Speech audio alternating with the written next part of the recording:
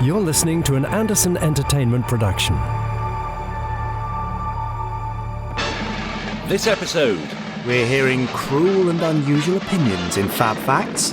We are raising a glass to our past failures in the Randomiser. and we're getting in tune with composer Joe Kraemer. La, la, la, la. All right, that's all coming up in Pod 238. Oh, the Gerry Anderson podcast. Ma, ma, ma, ma, ma, ma, me, me, me, me, me. 5, 4, 3, 2, 1. This is Christmas Control. Stand by.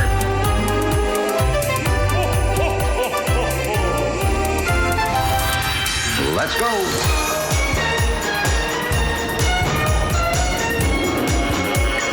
Spectrum is green. The Gerry Anderson Podcast with Jamie Anderson and Richard James.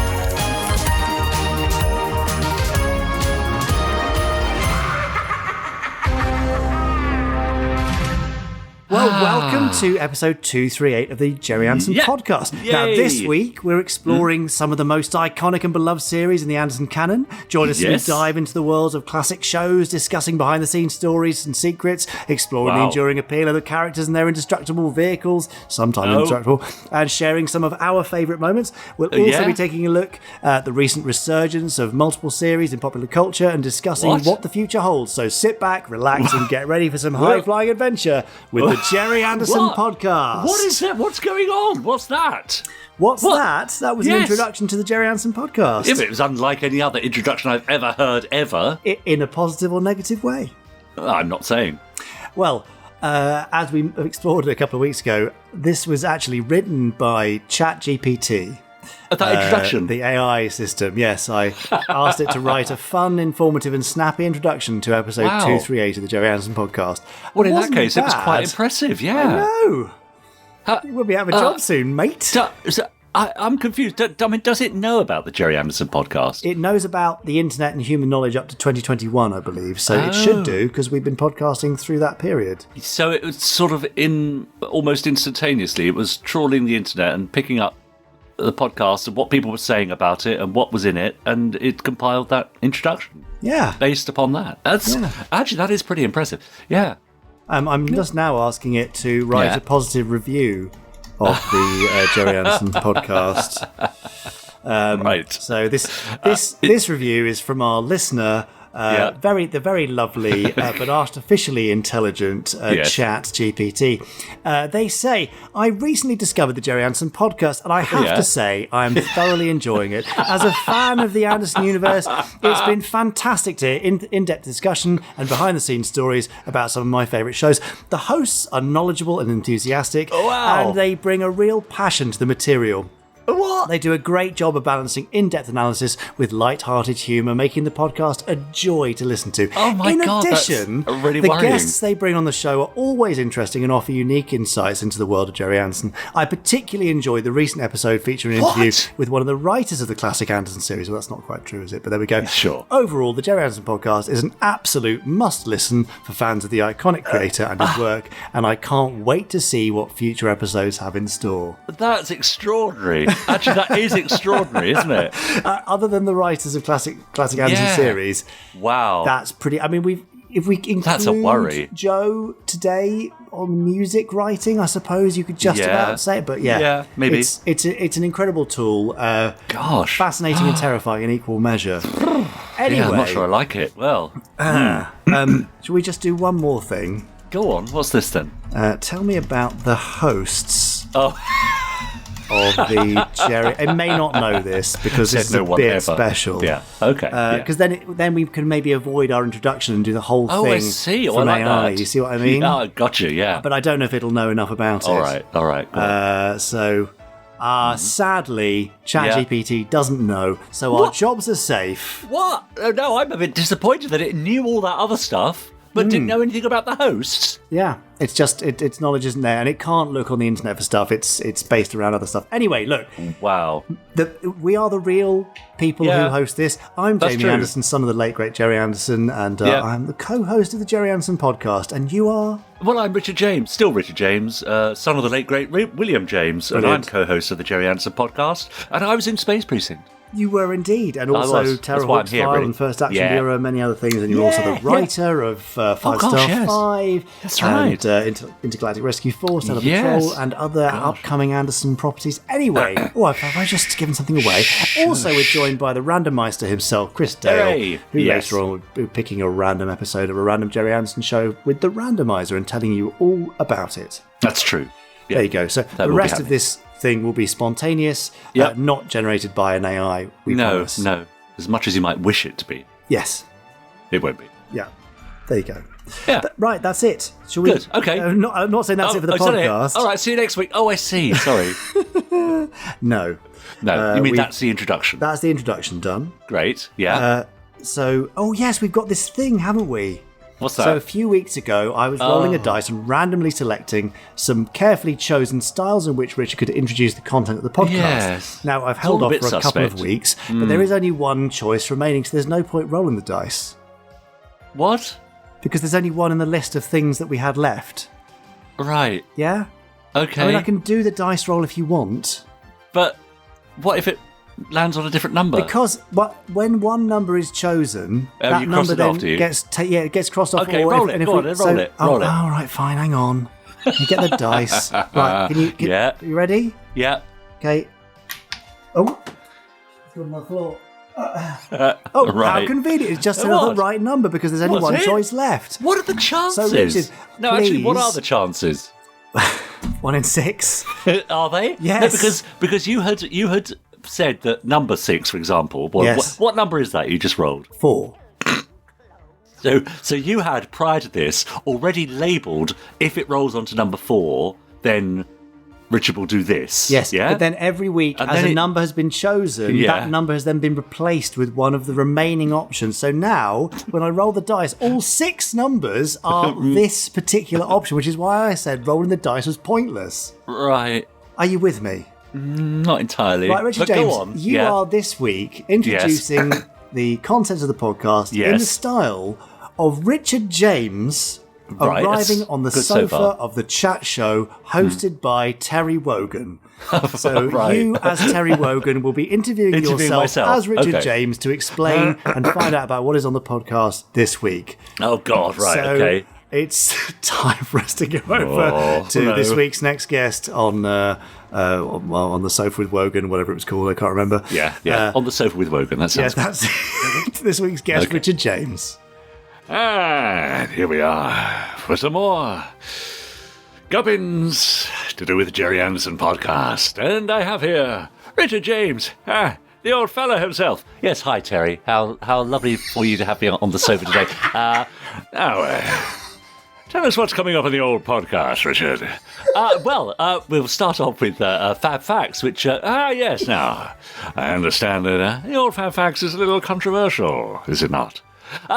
Some people like it, some people don't, but FAB Facts will be followed by some newsy news. With a hashtag. That's right, yes, with a hashtag, of course. Newsy news. And then we've got, I think, an interview with Joe Kraemer that Jamie will be bringing for us. Now then, but what's coming up towards the end of the old podcast, you might ask? We'll of course have the Randomiser with Chris Dale, and then in between and above and beyond all of that, we'll be hearing from our lovely podstrons. And how have they been getting in touch with you? They've been emailing us at podcast@jerryanderson.com, posting on our Facebook group, and also hashtagging us on Twitter, #JerryAndersonPodcast. Thanks very much. Gone and never called me mother. Oh, God, that was hard work. That is the hardest I've ever had to work in my life. My tummy's aching from laughing. I can only apologise. You probably realise that most of my impressions are only, they're kind of all right in small chunks. But if I have to give you, a longer version, they sort of they come and go a bit. It was gorgeous. It was amazing. Hopefully next week we can add in Patrick Stewart on the sofa as well. And then you can all have a bit of banter between you. We could do that. The thing is, Jamie, I've just had a look at the timings, and I think we're 10 minutes in. 10 minutes? We haven't really actually even started the podcast yet. Oh, God, right, okay, fine. Anyway, shall we move on now with the content of the podcast? I think we ought to. Starting the year as we mean to go on. Here we go. It's this week's Fab Facts. Now, time for this week's Fab Facts. Yes. Fab Facts. The famous Fab Facts. Infamous. Famous. Where I have a book of Fab Facts. There it is. I'll flick through it. Richard will shout Fab at a random point, and therefore we will read something from the page upon which we happen to stop with the cry of Fab from Richard. Are we ready? Yes, born ready. Good. Then here we go. Fab! Ooh, hang on, the last couple of times I've done this, and when Terry did it for our Christmas episode, you tended to carry on flicking after the word fab. Well, it's just a delayed response and Boxing Day thumb still. Still? Yeah, terrible. Okay. All right, go on. Well, actually, this is pretty appropriate, seeing as how this particular episode of the podcast is being recorded in one year and then released in another, because we are speaking to you from the distant past of 2022 right now, even though it's now 2023.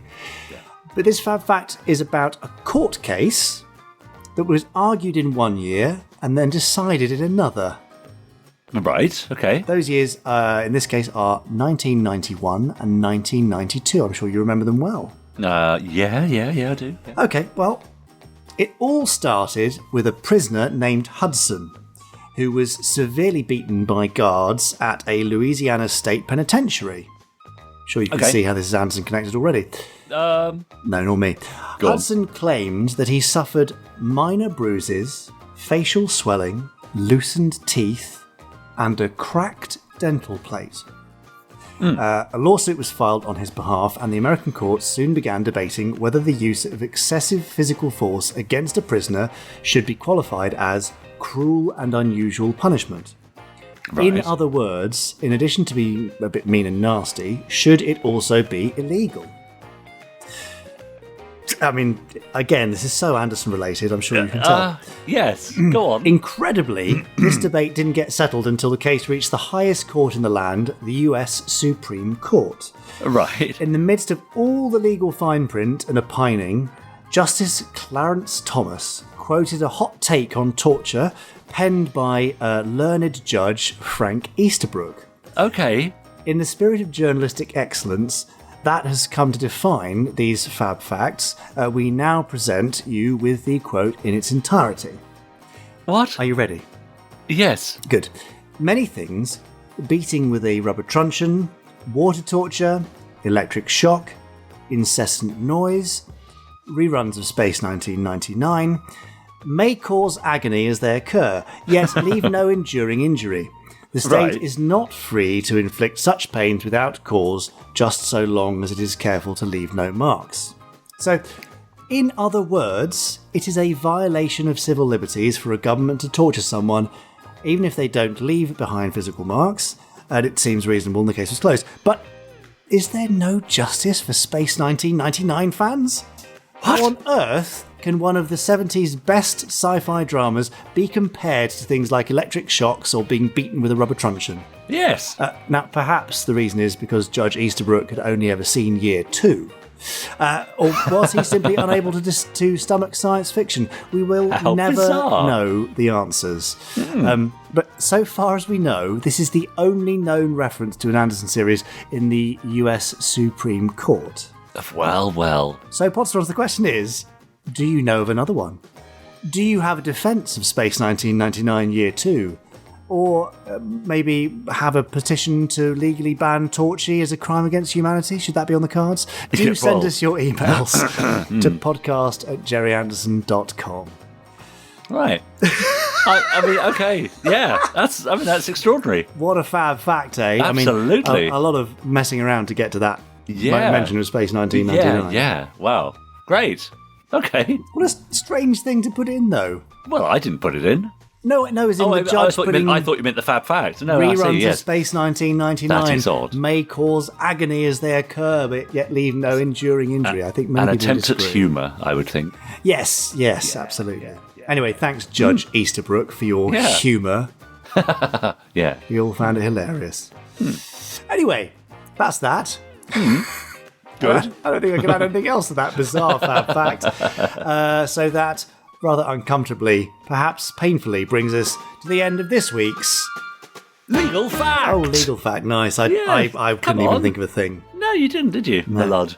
Now, people over the festive period have sometimes found nothing better to do than email us their thoughts and comments. Really? Can you believe it? Yeah. For example, Simpsons Clips 24 got in touch at podcast@gerryanderson.com to say, "Hello, Rich and Jamie. Simpsons Clips 24 here, and I hope you had a very terry Christmas." Well, we certainly did. So, says Simpsons Clips, while browsing Amazon for last-minute Christmas gifts, I came across what appeared to be a book written by Gerry Anderson himself called Rigor the Rescue Dog.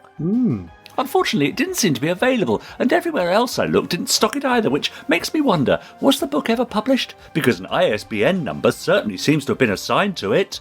SIG, Simpsons Clips 24. God, he's quite the investigator, isn't he? Is he just? Yeah. Yes. No, it was never released. Oh, right. Yeah. Talked about in 2007, 8. Ah, right. Kind of a Cyber Lassie type of story. But, Yeah. no, it was never completed, never released. I've got some artwork for it that was put together for the front cover. And that was that. So there you go. It'll have to remain a mystery for now. Well, there we are. Fair enough.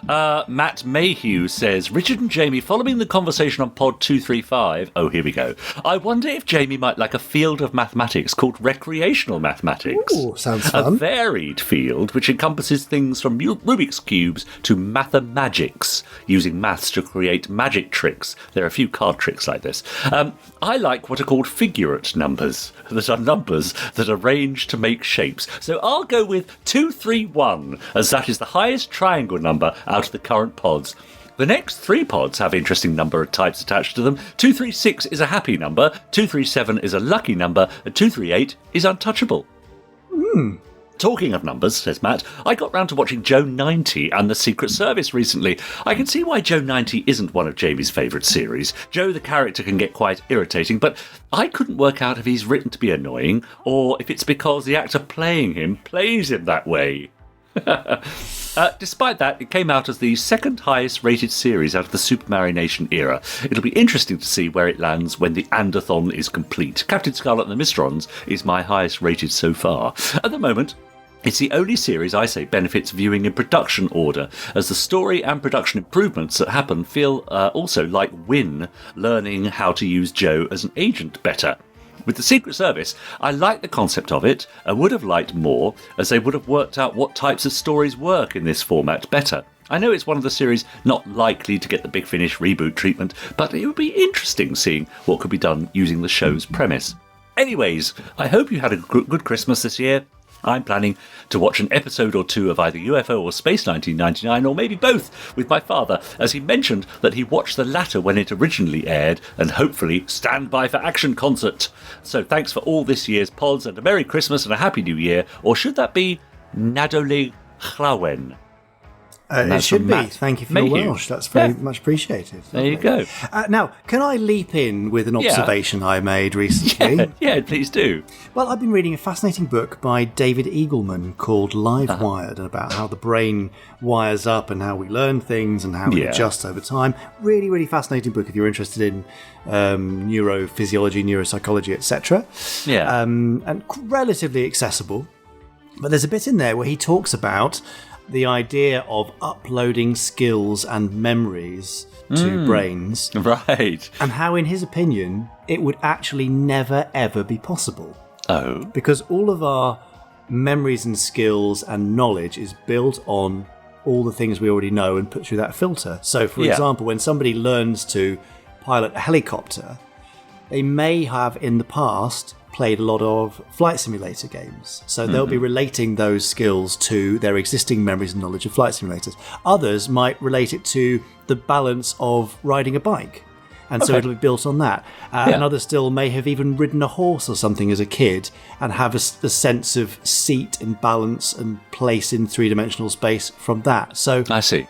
If you try to upload the skills, they wouldn't work because they wouldn't be connected through the filter of time and experience. So sadly, yes, Joe just doesn't feel real enough in science fiction terms to me anymore. So even if there was an opportunity to do anything, I don't think we could do it realistically. Okay. Sorry. Okay. Wow. Anyway, no, actually, I thought that was kind of interesting on the... very it's not interesting. like magnetic tape, it's much more complex than that. But there you Yes, go. Do you think that's a problem, Podstrons? Yeah, that's interesting, because funny enough, we were having this discussion at work the other day, because we were talking about, obviously, as an actor, you've got to learn a lot of lines, and you've got to learn a lot of moves and so on, and wouldn't it be great if you could just...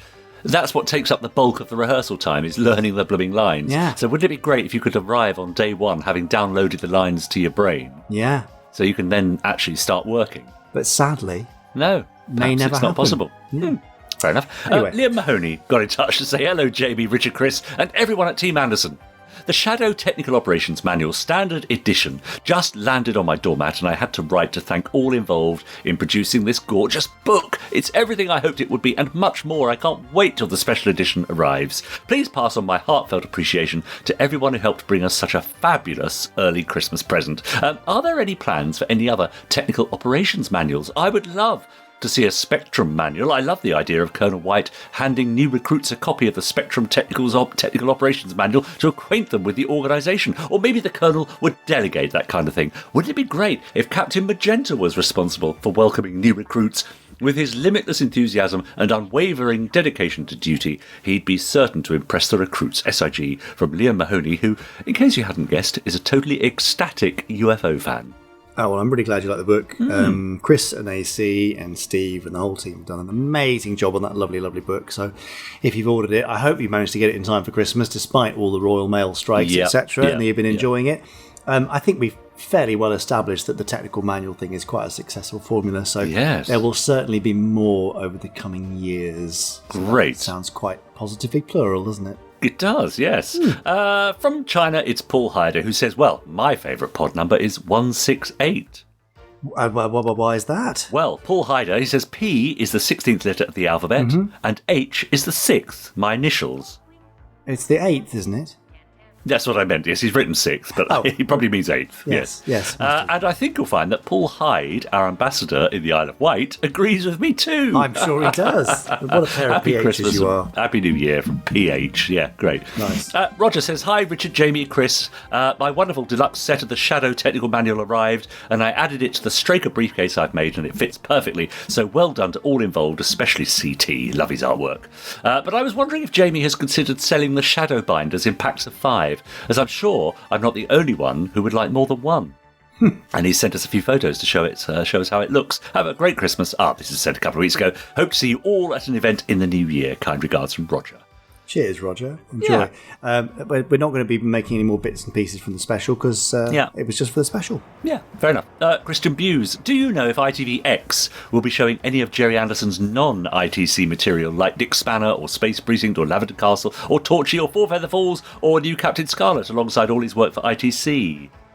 I think we're talking to them about some stuff. Yeah. Certainly Terrorhawks, I think, is due to be on the service very shortly if it isn't already. Yeah. And we're definitely, we're in touch with the team at ITVX, making sure there's as much Anderson there as possible. So, yeah. Great. And finally then, Jeff Owen says, now I've asked this in the Facebook group a couple of times, not really had much of a response, but I'd like to know if there are any plans to release Standby for Action, the concert, on a streaming service such as Prime Video or even better BritBox.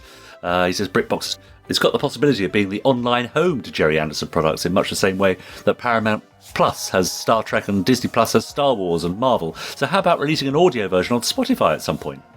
I think it is available on Spotify I think already. It is, yeah. But in terms of the streaming program, yes, we're working on that currently, and you should. In fact, you may already have access to it by the time you hear this, possibly. Aha, great. Anyway, thanks for everything you do, says Jeff, and hope to be caught back up again on the podcast in the near future. Great. All for now, but keep them coming in. You know the address, it's podcast@gerryanderson.com. If you didn't know it, I just told you. Thank goodness for that. Now they know. Yeah. And knowing is half the battle. Shall we move on to some Gerry Anderson news, because I've got a fair bit for you? Oh, I think we ought to. Good. Then here's this week's Gerry Anderson news.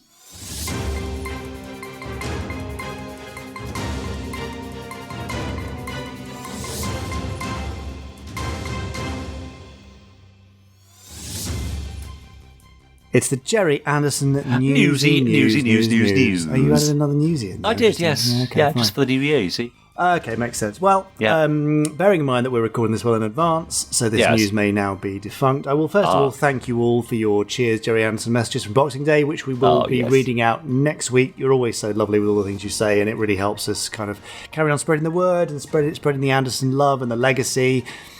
So thank you all. We really appreciated it, and I'm looking forward to reading some out next week. We'd love to know what you're hoping for this year and beyond. 2023, well, is it an interesting anniversary year? I suppose it's Terrorhawk's 40th anniversary, isn't it? Ooh, right. And is there anything else there? Not really. Maybe something Protectorsy, or was that this year? I don't know. Oh, I don't know. Mostly Terrorhawks, but next year's Stingray's 60th anniversary. Is it? Space Precincts. Can't be 30th anniversary. Wow. So there's lots of stuff coming. So what would you like to see? No holds barred. Email us, podcast@gerryanderson.com, and let us know what you're hoping for over the next couple of years. Maybe you want another concert. Maybe you want a massive collector's cabinet of toys, including Thunderbird 5 for the 60th anniversary of Thunderbirds. I don't know. Yes, please. All right, well, there's your vote, but let us know. Yeah. Drop us a note. If you're waiting for the restock of the UFO and Moonbase Alpha technical manuals, they should be arriving with us later this month, around the 20th. You can pre-order them ahead of that second print run for the SHADO book, and I think it's the 5th print run for the Moonbase books. They're still extremely popular, and they are lovely things. They make a great pair, so there you go.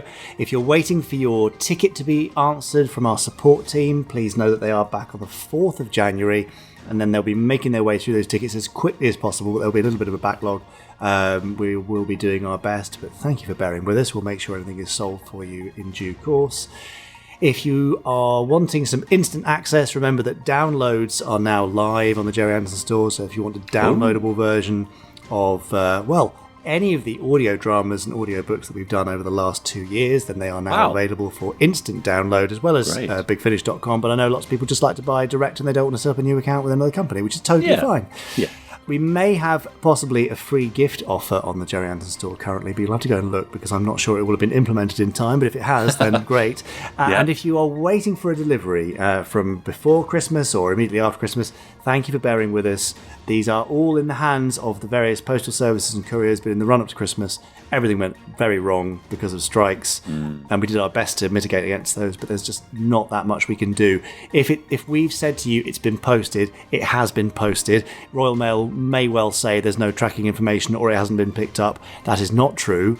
They just sadly have not been able to keep up with all the data, all the uploads, with all the strikes going on. So hopefully it will arrive with you soon. If it hasn't arrived within 14 working days after your order, then email the support team. If not, if you could just bear with us and try and be as patient as possible, it should arrive with you before too long, fingers crossed. So thank you for your understanding. And that is the end of this week's Gerry Anderson News.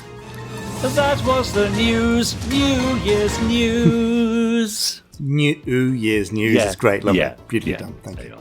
Now, do remember that, one of the nicest things you could possibly do to any podcast host is to leave a review on whichever platform you're listening to us on, and or maybe even subscribe so you get to hear every new episode, or you get a notification each time a new one appears. It'd be great if you could leave us a few stars and a few lines of, prose, poetry, I don't know, anything like that. Yes, just let us know how you're doing, and copy and paste the link as well to all your social media profiles so that people get to hear us too. Now, over on our Facebook group, Stuart James Lusher posted Evening Podstrons. I hope you're all keeping well. I've just finished listening to Thunderbirds Peril in Peru audiobook.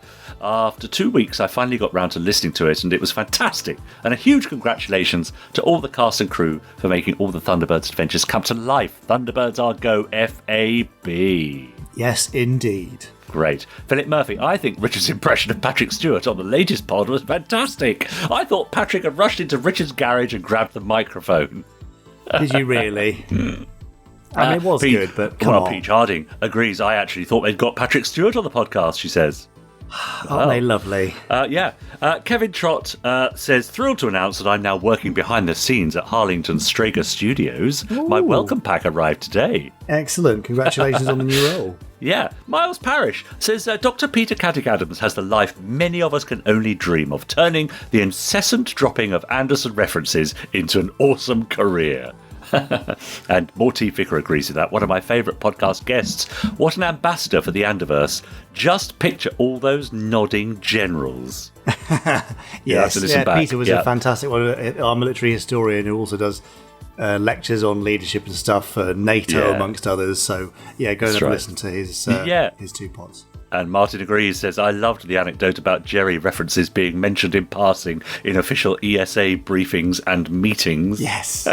Very cool. Yeah, great. Yeah, do listen back to that. It's been a very popular podcast and a very popular interviewee, as are they all, really. Yes, every single one. Of course they are. Yeah, we love them all. Yeah. There we are. So, yes, do join in all the fun on our Facebook group. Just head on over to facebook.com/groups/Podstrons, answer a few questions. We'll let you in and, fill your boots. Excellent.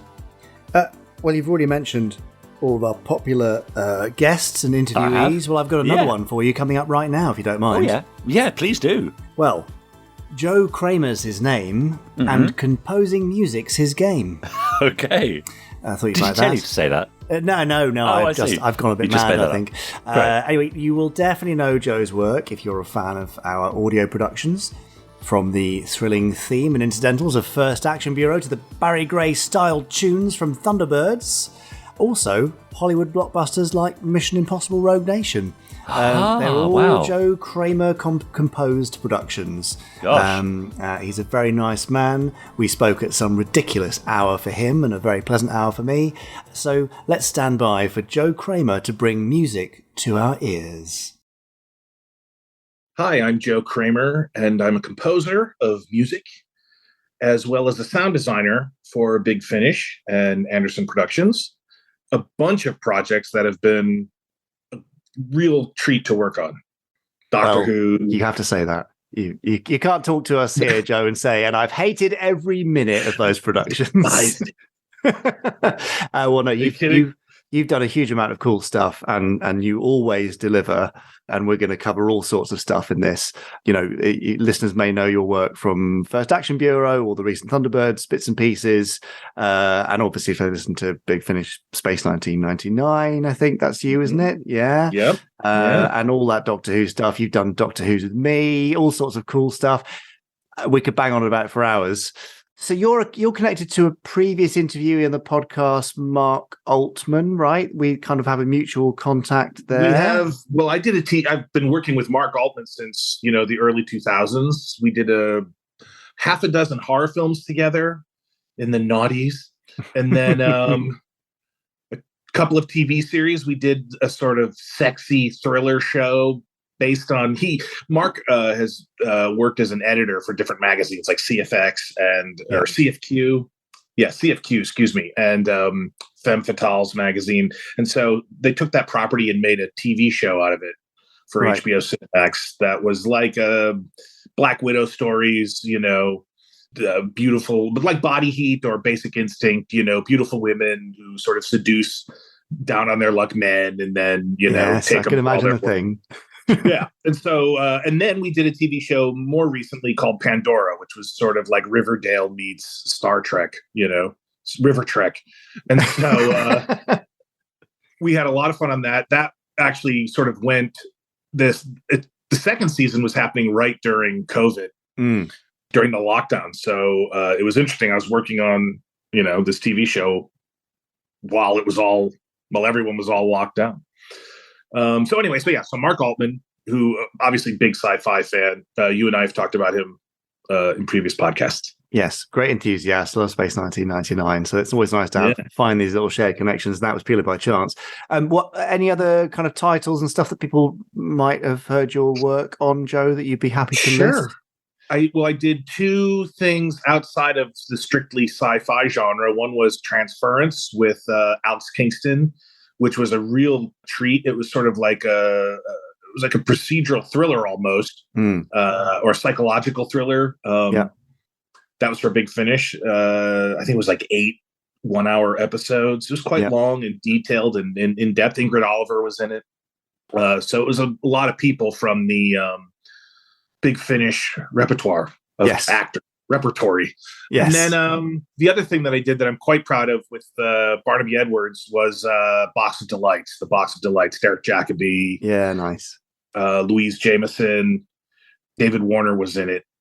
So that was maybe one of the last things that he was able to do, Big Finish, which was a real treat for me. And I love the score, and we put the score out on CD. So if any Joe Kraemer fans out there want to download it, it's on all the streaming services, at least here in the States. And it's a great sort of holiday thing. It's got lots of Christmas carols interwoven with the score. We used the Victor Healy Hutchinson arrangement of First Noel that was used in the TV series in the 80s and the radio drama in the 40s. So, we honored the tradition of it, but we also then went in some new directions. I got to write like a fun sort of musical number for the Rats chorus.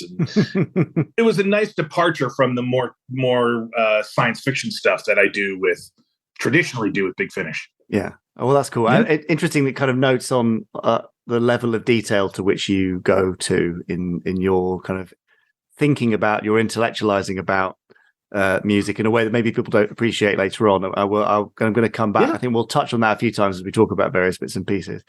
But we first worked together on a Doctor Who title, I want to say Absolute Power. Was it Absolute Power? Okay, yes, you did Absolute Power with me. That was brilliant. But that was our first one. That was, and then Red Planets. And then, we did that trilogy of stories.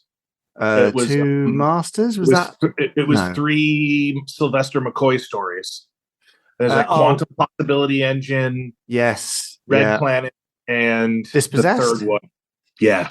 There you go. We're going into serious Big Finish lore here. That was with the tower block that's like bashing people, I think. That was, the sentient tower block, yeah. So just to give a hint of Joe's kind of commitment to detail, in, I think it was Red Planets, you just got a cool new choral plugin that you were able to use, right? And you wrote Latin choral music for this Doctor Who story. That's right. Yeah, well, Una McCormick in the screenplay had made mention of Vespers, the classical piece, and the choral piece. And obviously with the licensing issues involved with music, of any recordings of pre-recorded music, there are occasions where I can use music that already exists, but I have to make a new recording of it. Yeah. So, for example, in some of the Missy ones that I've done, I've quoted "God Save the Queen" or the Mendelssohn Wedding March, but I have to make a new recording of that myself because of licensing issues. Anyway, so rather than just make a new recording of Vespers, I thought it would be fun to write something in that vein. And so I went into Google Translate and found the Latin words for Red Planets and the Latin words for Doctor Who. And so Medici Qui, and I can't remember what Red Planets was off the top of my head. Planete something, wasn't it? Yeah. And then I actually went out and picked up I did some research and found what I thought was the best software for this application, which was a choral thing called Domino. And what you could do is they had recorded a choir singing basically all of the syllables that exist in the Latin language. And this software strings them together. So I was able to essentially have the choir, this, synthesizer, this sampled choir in my computer sing these lyrics. Yeah. It was pretty convincing. And certainly I think for an audio drama to have like that kind of freedom to write something like that and then create something that was as passable as it was, as believable as it was. I think if I didn't tell you, you might not pick up on the fact that it wasn't a live choir. The clarification of speech, the diction was maybe not quite as precise as a live choir would be, but I mean, what are we going to do? Pretty good. Yeah, so. It sounded really, really lovely. And so that method came back for First Action Bureau, and working with you kind of set us up to work with you later on, which we'll touch on later. But I want to kind of now attack this in a chronological way in terms of your experience and then the shows you've worked on. Because we've done a lot of Doctor Who and Big Finish, and I know a lot of our listeners are fans of those things. But when we came to you and talked to you about doing First Action Bureau and Space and Thunderbirds, you had a connection to Anderson stuff already. So where did that begin, with what show, and how?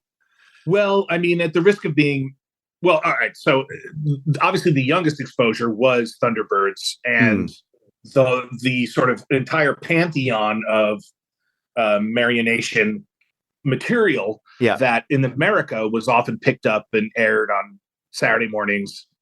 You know, because in America, Saturday morning was like when kids ate sugar cereal and watched cartoons when I was young. Too. Yeah, and those heady days. You know, that was my first exposure to Doctor Who. Early in the morning, they'd run like the first set of Tom Baker stories, and then different channels would run different things. And in addition to the sort of contemporary cartoons at the time, like Dungeons and Dragons or Pac-Man or Super Friends, they would also run, you know, I don't know if they were syndicated things or things that were put together by the station, but they seem to be these sort of mishmashes of all the different marionette programs. Yeah. And it's sort of blurred together in my childhood mind, you know what I mean, as a whole sort of genre. And then I remember, you know, when Laserdiscs were the thing, seeing like the MGM Laserdisc for the Thunderbirds movies. Yeah. And seeing that playing, like, you know, in the Virgin Megastore here in LA or Dave's Video. And I was always like, I got to pick that up. And then Laserdisc died out before I had a chance. But now I've got the, you know, the Kino editions here in America, which are great.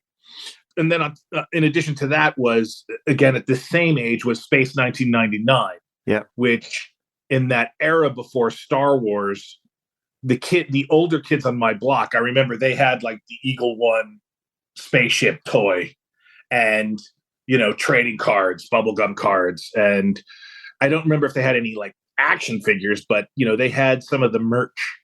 And so I would watch that because I was aware of it because of the kids. Then I looked for it on TV and I would watch that when I could. By the time I was aware of it, I don't think they were making new ones anymore, but it was being rerun again, maybe on school, you know, like afternoons. Like there were some stations that would run Star Trek, and then like maybe Monday, Wednesday, Friday was Star Trek, and Tuesday and Thursday were Space 1999 or something like that. Okay. So it was a big part of your sort of childhood Saturday entertainment experience. Yeah, I mean, it was definitely, it was definitely, like when you ask me what my memories are, it's of that.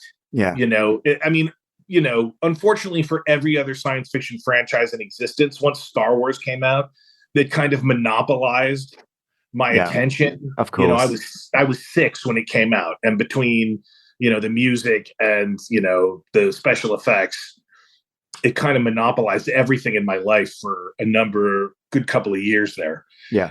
Funnily enough, until then, I sort of got into Trek and Doctor Who in my like middle school and high school. And, you know, in that era, you know, the Anderson material fell out of syndication in terms of at least my own awareness. Yeah. Here in America.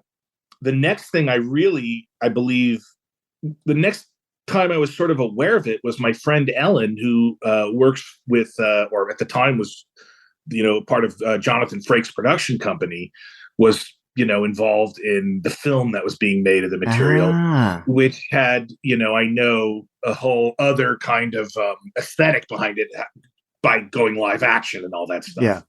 And I was sort of, you know, I had done a film by that point called The Way of the Gun, and I was, you know, I would say probably unrealistically hopeful that maybe I could get a shot at, you know, auditioning for that film as a composer, but it weren't to be, but that's okay. And then, you know, when I, you know, when that didn't happen, I sort of was like, well, you know, I kind of tuned it out. You know, when you don't get something, you kind of tune it out. Of course, who cares about that thing? I never wanted it anyway. You know, why dwell on the past, you know? And so then when we started working together on the Doctor Who stuff, which was our first stuff that you and I did together, you know, and of course, when we talked about, you know, your legacy, you know, you know, it sort of rekindled in me. Oh, I want to go back and revisit all that stuff. And so I picked up like the box set of all the Space 1999 stuff. And I picked up all the Thunderbird stuff that I could find. And I've been picking it up as it continues to get released. So like I upgraded my 99 DVD Space 1999 DVDs to Blu-ray. And good work, Joe. Nice. You got to have it. You're doing it properly on film. So you know what I mean. It all looks glorious. All this HD stuff. So you might as well enjoy it. The restorations are so good. Yeah, they are really, really beautiful. I mean, I suppose you can comment on it from a sense at the time and now as a grown up and a professional. I mean, first of all, for Thunderbirds and Space 1999, watching as a kid, was there any sense that this was somehow not American of origin? Did it feel different in any way, or did it kind of just blend in with all the other entertainment you were watching at the time? I'll tell you what, Doctor Who and All Creatures Great and Small, which my mother was a huge fan of. Yes. Those two programs seemed way more British to me because of that switch from, video indoor studio to film outdoor. Yes, absolutely. There was something so alien about that to me. Yes. They didn't really do that in America. It was either all film or all video. Yeah. You didn't switch in the middle of a program. So Space 1999 and Thunderbirds were all film. They never did that switch. So they didn't seem as alien to me as Doctor Who and All Creatures, or even Python, which kind of did that. Yeah. Although I wasn't really into Python until I was a little older. Different type of thing. Probably because Landau and Bain are American. That also kind of smoothed over any sort of transition that might be needed. Yeah. And there was Anderson, Gerry was your dad. I think was probably I don't want to say influence, but I mean the impact of Star Trek having a multi-ethnic, different cultured crew. Mm-hmm. There was evidence of that as well. Yeah, in Space 1999. He'd been trying to do that since the mid '60s, I guess, as well. Sure, so it was. I mean, and he and Gene met, and I think they had very similar ideas about how the world should work. Some very dissimilar ones as well, but mostly similar. I'm glad it kind of fitted as it felt like part of the tapestry of the fabric of your right. Absolutely, viewing. Like Space 1999 seemed to fit in with, say, Star Trek. Yeah, Battlestar Galactica. Yeah, Buck Rogers with was it Bill Gerard? The Flash Gordon movie. What else? To a degree, I mean, not so much Doctor Who, again because of that video film thing. But there was one other. Boy, now my brain is blanking.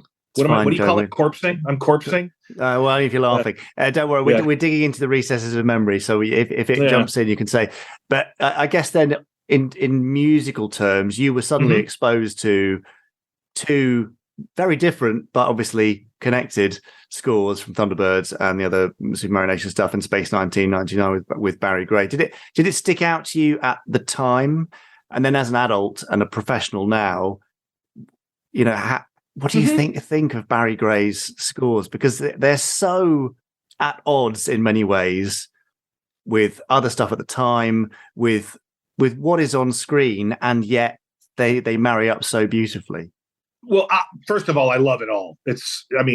Correct answer. Look, I've been, for better or worse, I can't keep my mouth shut, and I'm not a huge fan of a lot of current trends in scoring, which are much more ambient and textural.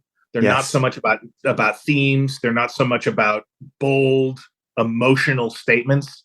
Yeah. And, that I think that's had an impact on, the opportunities that have come my way in like Hollywood mainstream films, which, it is what it is. As a result, though, when I hear something like Barry's music, the Thunderbirds theme, or the theme to Space 1999 that he wrote, there's like an optimism. There's a lack of cynicism. Yeah, that I really find attractive, that I really embrace, especially with the Thunderbirds.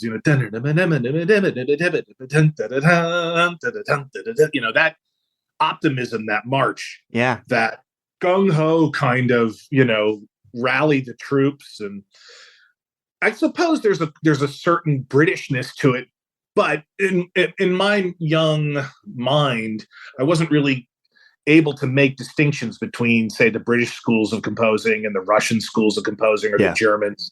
To me, Beethoven, Mozart, Wagner, Stravinsky, Tchaikovsky, Gray, Williams, Goldsmith, they were all kind of intermingled in orchestral music as a whole. It's only now as I'm older and I sort of, we took my daughter to see the Nutcracker Ballet a few weeks ago, and this was before people were asking for it to be boycotted.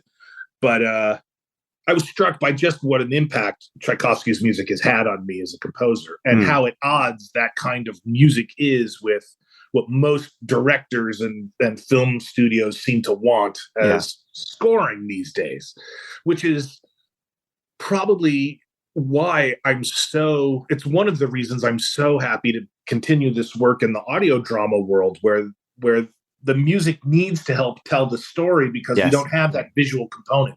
Yeah. And Barry's music now, as an adult listening to it, does so much of the storytelling on its own. Yeah. And, Dudley too, with Doctor Who. I mean, what he's doing, like for a kid's show, which ostensibly is like, very atonal, progressive, contemporary composition in a lot of ways. Yeah. It's not, Williams really, in the Star Wars stuff, the Raiders stuff, E.T., he's mining the romantic era of composing, the lush orchestra. There are things. Close Encounters has some more of those more modern techniques. But Dudley, man, he just embraced all that. And Barry does it too. So like in the first episode, Breakaway, of the TV show Space 1990, there are a lot of like textures and almost like experimental music things, kind of like what Delia would do with Doctor Who music, or the Radiophonic Workshop would do, or what the composers on Forbidden Planet did, with electronics. Yeah. I was talking with a writer named David Hirsch. Yes, we know David. Yes, and David he was telling me how Barry had like a home studio where he would do some work on some of these things. Again, I'm sure, like every project, they were trying to get the most out of the resources they had, both in terms of time and money. And so having a home studio where he could take care of some scenes without having to get an orchestra into wherever you did it. I don't know, Maida Vale or Television Center or wherever, or whatever. Where he would get the band together, he could do it in the home studio with an organ or some, or his armed Martineau or whatever else. Yeah, exactly. Yeah. So, and that stuff to me is the stuff that I have fun. In addition to sort of the marches and the sort of the whatever action music he's doing for certain sequences, it's also that material, that experimental, almost not sound like music concrete.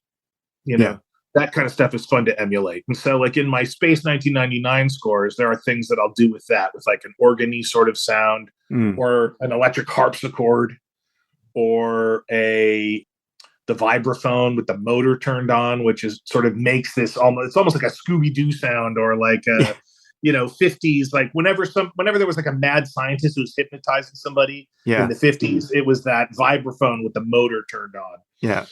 Yeah. And Barry was like not afraid to, in my experience, from what I've seen and gone back and revisited, he was not afraid to sort of embrace that shorthand. I mean, you could call it a cliche. I call it a shorthand because as a composer in a storytelling situation, you're trying to get at what is going to trigger the audience's reaction as directly as possible and efficiently as possible.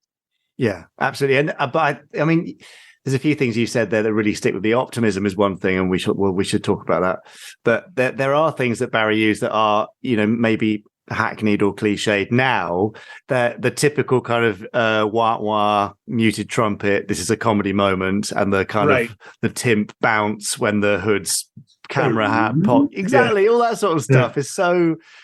They are a great shorthand, but also Barry seemed to do a lot of location-based stuff. So, a particular piece would say, now we're at Tracy Island. This is Thunderbird 2 launching.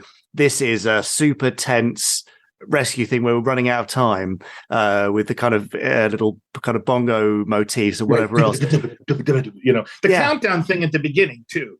5, 4. There's just so many bits which have become this amazing audio shorthand.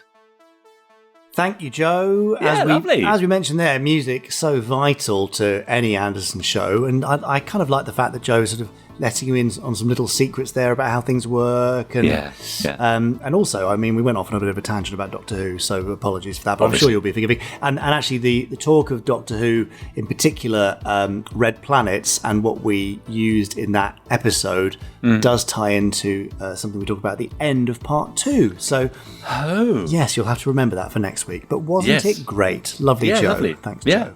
Yeah, very good. Excellent. Part 2 next week. Look forward to that. Also coming up, of course, we've got the Randomiser any minute now, in which Chris Dale sits down with a big red button and chooses a random episode of a random Gerry Anderson story to give us his thoughts and comments and general hilarity. But before we head there, let's go on over to our YouTube channel. Now, there's a video there for a recent Fab Facts about when the Century 21 team built a working miniature Thunderbird 6. Yes. And Quack Video commented beneath saying, I remember seeing the photo of Derek Meddings and Ray Brown with the turbine-powered jet. It was published, if memory serves, in a fan publication, SIG, back in the mid-1980s. Ian Dealey says, I love the fact that Thunderbird 6 ended up as the Star Tiger Moth.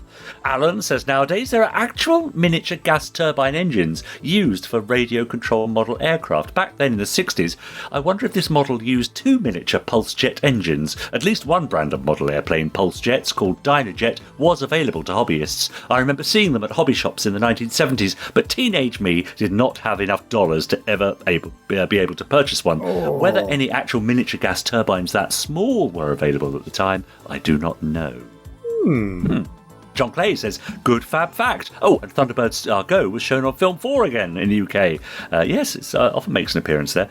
Mike Silver says, interesting info. But Solo Pilot 6 pulls us up short and says, when you refer to a different video, why don't you provide a link to it? Written in capital letters. Oh, gosh, probably because we forgot, I suspect. It might just be that, mightn't it? But yes, do head on over to the Gerry Anderson official YouTube channel. There's all sorts of stuff there, from the podcast, of course, to Fab Facts, to Chris Dale's amazing videos, to... the series of Tech Talks has got to be my favourite, so look out for those and let us know what you think. Yeah. All sorts of goodies there. Enjoy. Indeed. So speaking of Chris Dale, yes, and all that sort of stuff, I think it's time for the randomiser, isn't it? Oh, good.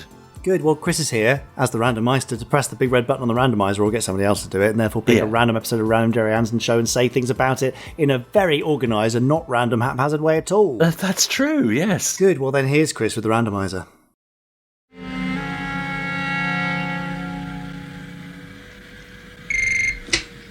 Well, Roper, have you made your decision? The answer's no. I won't do it. You're being very short-sighted. It's only one little button I want you to press. It's no good. I can't go through with it. Do what you want to. Oh, come on, please. For God's sake, look, I said I won't tell you anything. Oh, look, think of it as a late Christmas present to me, eh? Considering I bought you those SHADO socks and you didn't get me anything. You swine. All right, you've convinced me. Really? Yes, it's all right now. Oh, marvellous. Well, if you press the button we had installed on your dashboard... That's it. That's a remote link to the randomizer itself. As you can probably hear, it's now working away at this end. I can give you the data, not the significance. Yes, that's the idea. And here it is. Let's see. Okay. Well, Roper, do you know what the first randomizer of 2023 is? No. Well, it's a clip show episode. Well, you can forget it. Oh, now steady on. Perhaps it's not a total loss. Here's Lavender Castle with Birds of a Feather. It's an open and shut case. Yes, quite so. Lavender Castle, a place of legend, fabled right across the universe.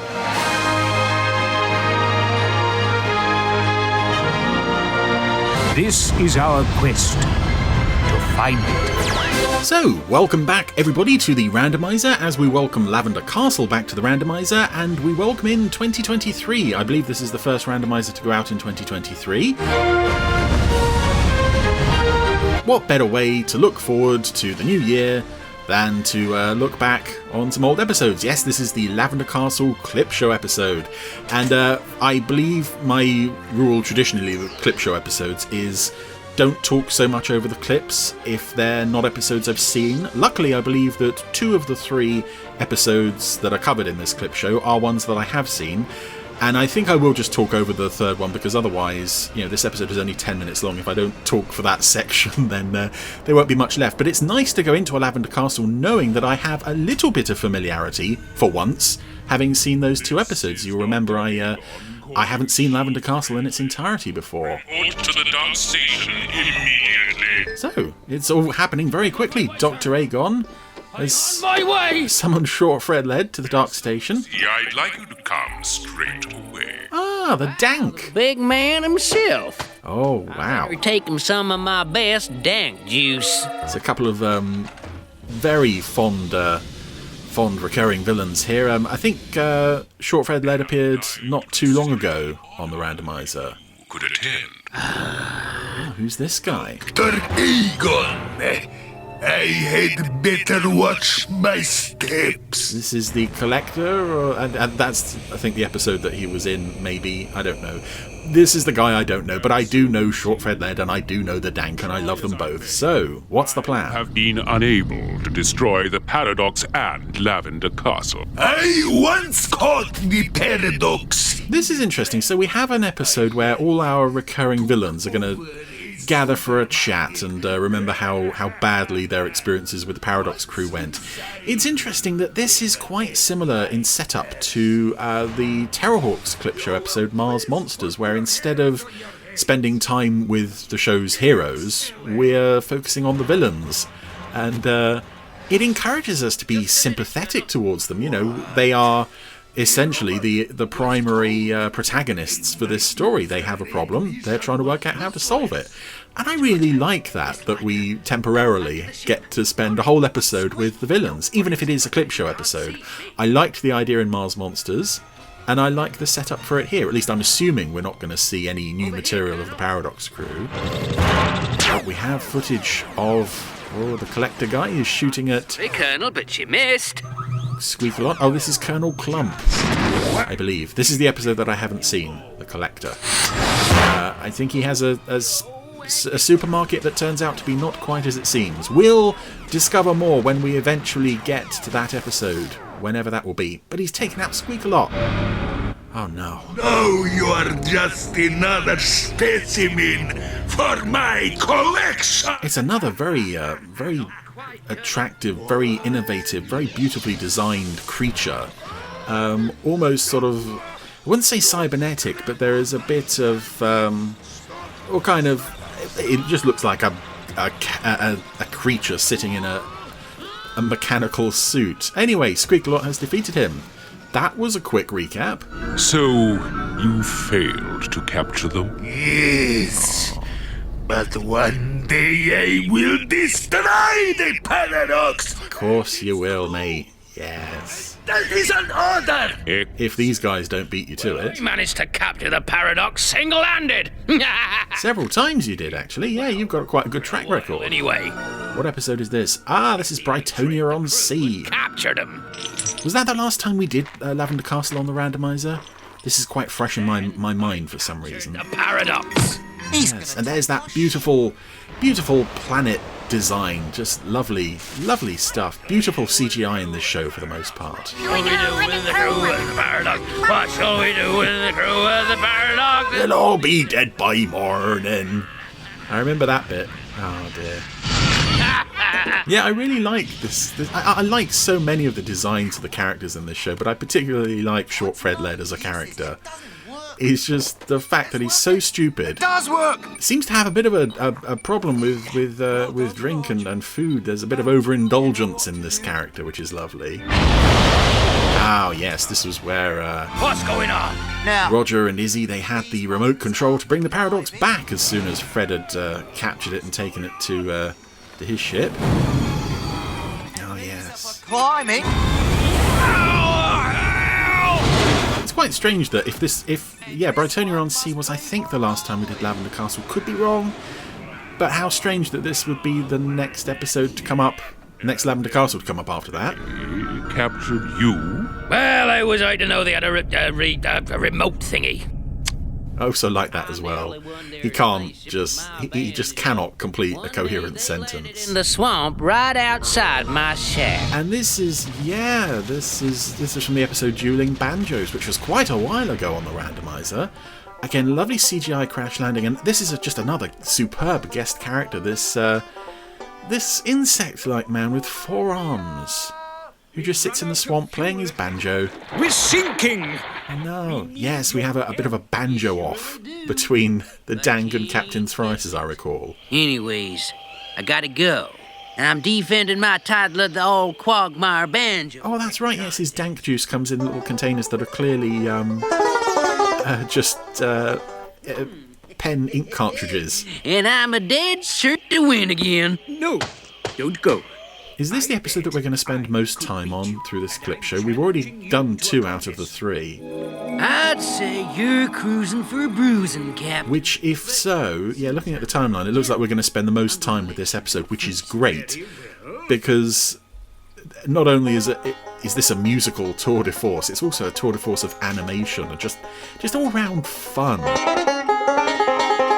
The characters on the Paradox watching Captain Thrice laying down a tune on his banjo, and the animation on the fingers, yes. I really remember this episode fondly, as he tries to raise the level on the banjometer. But here, let me show you how it's really done. Yes, because he's got 4 arms, he can have 2 banjos.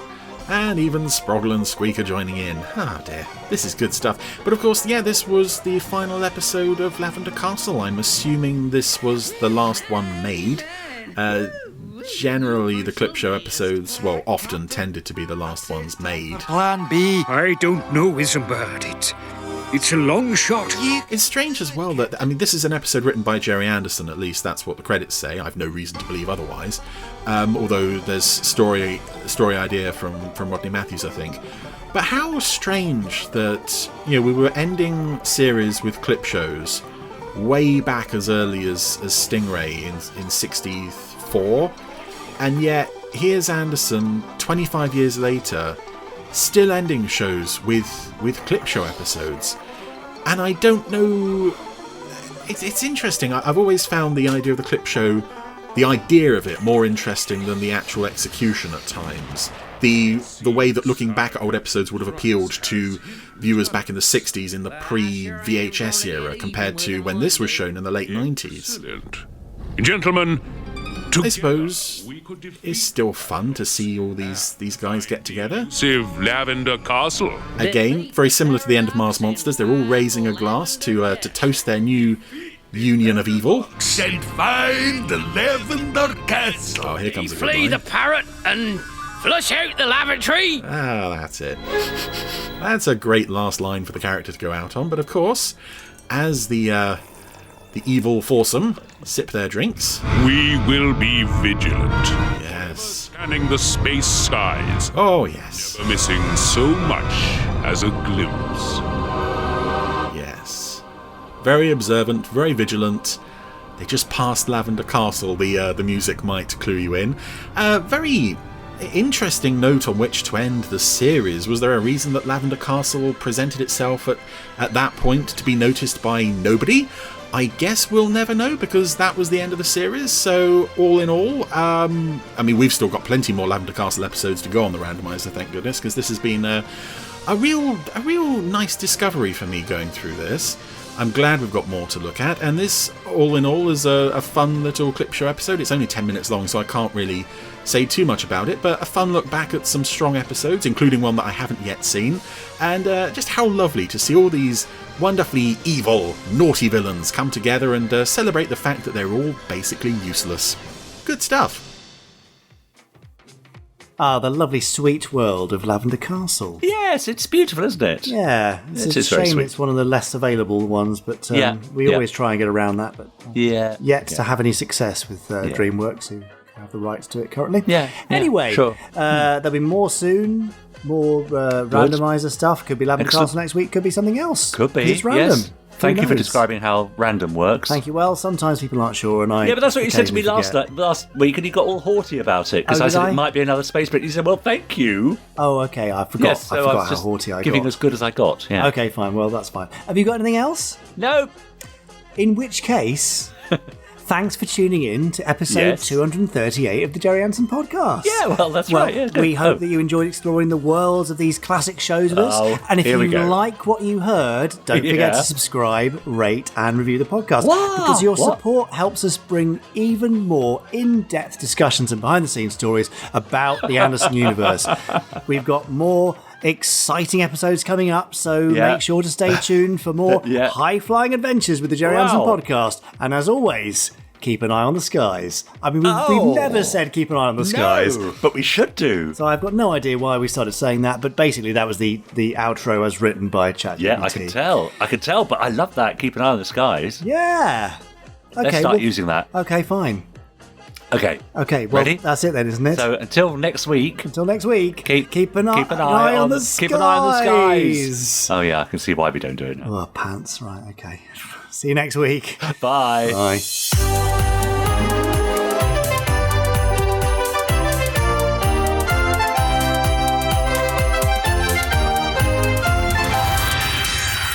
Stage 1 complete. Let's go.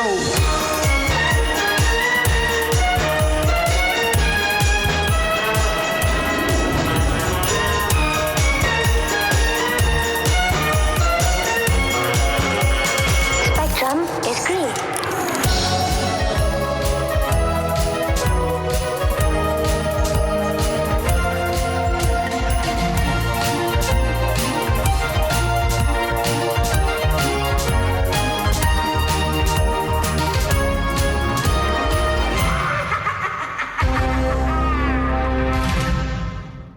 Keep an eye on the skies. It's clever though, isn't it? But I love the phrase that all the behind the scenes stuff. Yeah, well, we do have those. That's true. I know. Yeah, it's clever. It's very clever. Well, yeah. So, yeah. Why don't you get it to say something about Fab Facts? Okay. Well, what? Well, like something good or something bad? No, just tell me about the Fab Facts section of the Gerry Anderson podcast. I think that might be too specific for us. Facts section of. Because I'd love to hear what it thinks. Gerry Anderson podcast. It's thinking. I have a feeling it won't know because this is too niche knowledge based. Yes, of course. It's thinking. Oh, okay. It's more than I'm doing. It's still thinking. Yeah, it doesn't know. No. Okay. Sorry. How about write me an idea for what to talk about at the end of the Gerry Anderson podcast. That's a great idea. Because, sometimes we have you've got nothing. Yeah. We normally just ad-lib something. Yeah. But I'm struggling right now. Yeah, fair enough. Yeah, so get the AI to do it. Yeah, exactly. Yeah, so just hang on while it thinks about it for a moment. I was thinking again, is it? It's probably going to mention something about behind the scenes and, classic series and things. Yeah. No, I mean, this shows that it really doesn't know anything about the podcast. It's never listened before, has it? So, no. Well, that's what we discovered. So, basically, an idea for the end of the Gerry Anderson podcast could be a segment called Fan Mail. Where the hosts read and respond to listener questions and feedback. Okay. This could be a fun way for the host to interact with the audience and for listeners to feel more connected to the show. In this segment, the host could answer questions about the Anderson universe, share their own thoughts and opinions on different aspects of the shows, or offer recommendations for related content. They could also highlight and respond to comments and suggestions from listeners. This segment could be an opportunity for the host to share any news or updates on the Gerry Anderson community, such as upcoming events or merchandise. Overall, Fan Mail could be a fun and engaging way to end each episode and give listeners a chance to be part of the show. But we do that in every show, in between every segment. So that's right. What do you know, ChatGPT? Yeah, exactly. I like the idea of having a fan mail section at the end after the closing titles of the podcast when no one's listening. Yeah. Great. Anyway, that's I think we've discovered its limitations, haven't we? Its limitations are legion and multifarious, apparently. Just wait till it discovers our limitations. Well, let's not go into that. Then we're in trouble. I'll just ask it now. What are the limitations of the... No, let's not do that. It's too dangerous. Okay, goodbye. Bye now. Bye.